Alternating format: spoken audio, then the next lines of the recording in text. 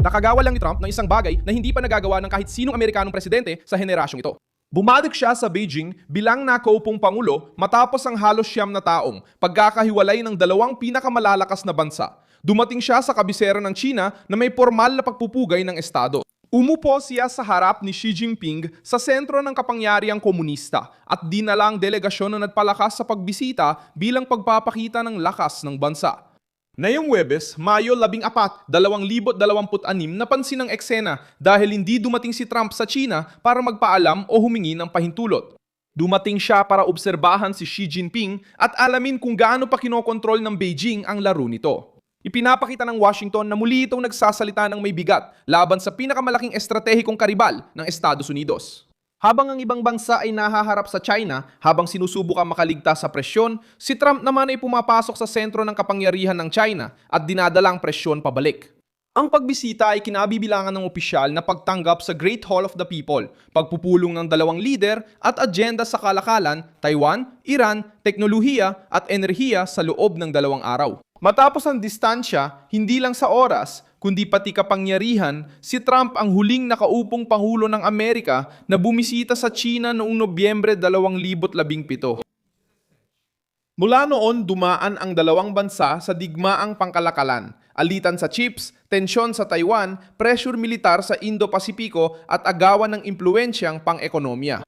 Ngayon, bumalik si Trump sa parehong sentro ng kapangyarihan ng TC na may bagong elemento. Bumalik siya bilang leader na sinisikap na baguhin ang China mula sa isang mapanghamon at kumpiyansang pamahalaan tungo sa pamahalaang napipilitang makipagnosasyon.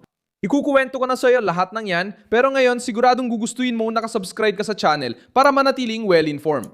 Real-time na impormasyon, may mataas na kalidad ng pamamahayag at kredibilidad ni Milson Alves.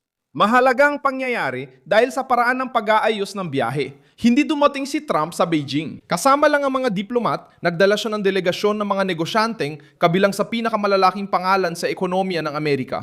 Sa international na balita, tampok ang mga executive ng Tesla, Apple, Nvidia, Qualcomm, Boeing, BlackRock, Blackstone, Goldman Sachs at Citigroup.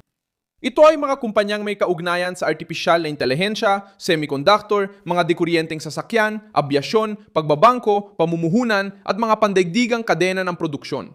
Simple lang, dinala ni Trump sa China ang bahagi ng lakas ekonomiya ng Estados Unidos. Hindi ito simpleng mesa. Ito ang pagdating ng Washington na may kasamang merkado, teknolohiya, kapital at buong industriya.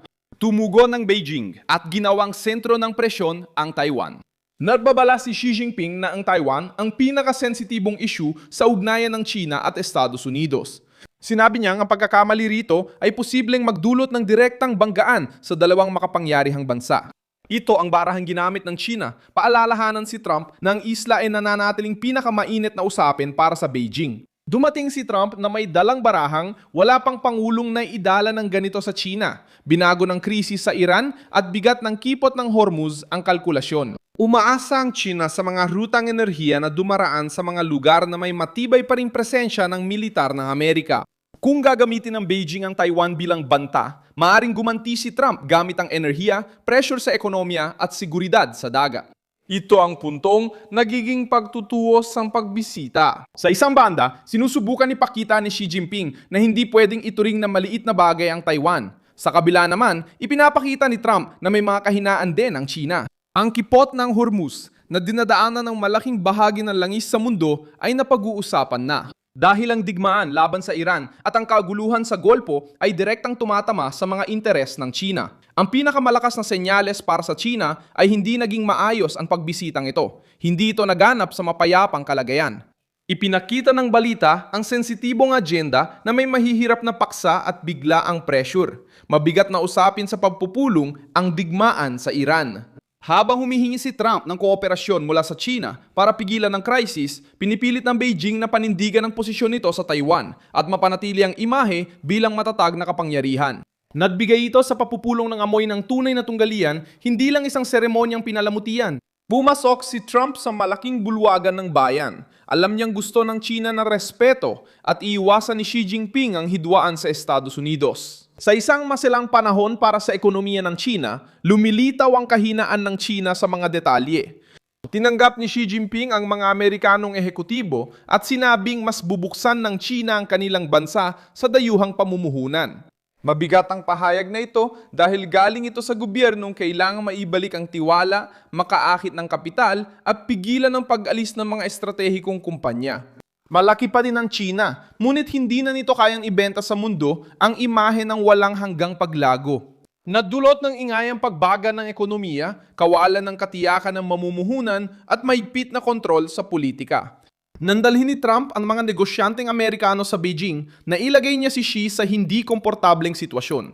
Kailangan pa rin ng China ang mga kumpanya ng Estados Unidos at agad ang epekto nito. Naging pandaigdigang balita ang pagbisita dahil ipinakita nitong ang tunggalian ng dalawang makapangyariang bansa ay pumasok na sa mas tuwiran, mas personal at mas mapanganib na yugto. Para sa mga nagkakamali sa pagtantya, nakakatulong ang kasaysayan para maintindihan ang bigat ng hakbang na ito at nagbibigay ng malakas na paghahambing. Noong 1853 nang ipadala ng Estados Unidos si Comodoro Matthew Perry sa Luk ng Edo sa Hapon, kasama ang mga barkong desingaw, makabagong armas at isang malinaw na pag-iit na buksan ang kalakalan. Noong panahong yon, nakasara ang Hapon sa ilalim ng Shogunatong Tokugawa, kinokontrol ang ugnayan sa mga dayuhan at pinapanatili ang kaayusan sa loob ng bansa. Hindi dumating si Perry bilang turista o mahina na mensahero. Lumitaw siya na may hayag na lakas na isang papausbong na kapangyarihang industrial. Pinapakita ang pagbabago ng mundo at di na kayang baliwalain ng Tokyo ang panlabas na presyon. Ang kasunduan sa Kanagawa na nilagdaan sa sumunod na taon ay nagbukas ng mga daungan ng Hapon sa mga Amerikano at nagdulot ng malaking pagbabago sa Japan. Ang halimbawang ito ay tumutulong maintindihan ang pagpunta ni Trump sa Beijing. Ang lakas ay hindi lang sa salita, kundi sa kabuuang dala ng lider. Dinala ni Perry ang mga barko at presyul sa kalakalan. Dumating si Trump kasama ang mga kumpanya, kapital, teknolohiya, enerhiya at naipong kapangyarihang pampulitika. Ang China ay hindi ang saradong Hapon noong ika-19 na siglo. Pareho ang lohika ng presyon kapag pumapasok ang makapangyarihang bansa sa simbolikong teritoryo ng karibal gamit ang tunay na kapangyarihan. Ang pagbisita ay nagiging isang mensahe. Hindi lang bumiyahe si Trump sa buong mundo para makipag-usap. Pumasok siya sa kabisera ng China upang ipakita na may hangganan, dependensya at sensitibong punto ang Beijing na kayang abutin ng Washington. May ibang bansa na humamon sa China pero kadalasan silang nagbabayad dahil hindi sila kasing lakas. Naranasan ng Australia ang panggigipit sa kalakalan mula sa China matapos nilang hilingin ng investigasyon sa pinagmulan ng pandemya. Naranasan ng Lithuania ang ganting hakbang ng Beijing sa ekonomiya matapos payagan ng pagbubukas ng tanggapan kaugnay sa Taiwan sa kanilang teritoryo. Patuloy ang tensyon ng Pilipinas sa South China Sea dahil sa tuloy-tuloy na presensya at panggigipit ng mga barkong Chino sa mga ruta at pinag-aagawang teritoryo.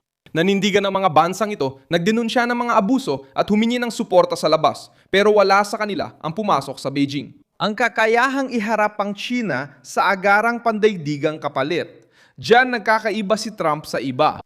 Dumating siya bilang kinatawan ng bansa na may hawak pa rin ng pinakanais na merkado, ang pinakamaimpluwensyang sistemang pinansyal at mga kumpanyang teknolohiyang hindi madaling mapalitan ng Beijing. At ang puwersang militar na may bigat sa mahahalagang rutang pandagat. Kaya ganoon kabigat ang pagbisitang ito. Habang sinusubukan ng ibang bansa na mabuhay sa presyon ng China, si Trump ay pumapasok sa sentro ng kapangyarihan ng China at ibinabalik ang presyon. Nagiging banta ng China ang Taiwan, pero ang Hormuz, Iran, enerhiya, kapital ng Amerika at akses sa teknolohiya ay nagiging mga barahan ng Amerika. Iyan ang kaibahan ng tumutugon sa China at ng pinipilit ang China na tumugon. Ako si Milson Alves, internacionalista at layunin kong bigyan ka ng tapat na impormasyon araw-araw. Nasa video description ng mga news links. I-like ang video, mag-subscribe sa channel at tingnan ang mga komento para maging aktibo sa komunidad. Milson Alves.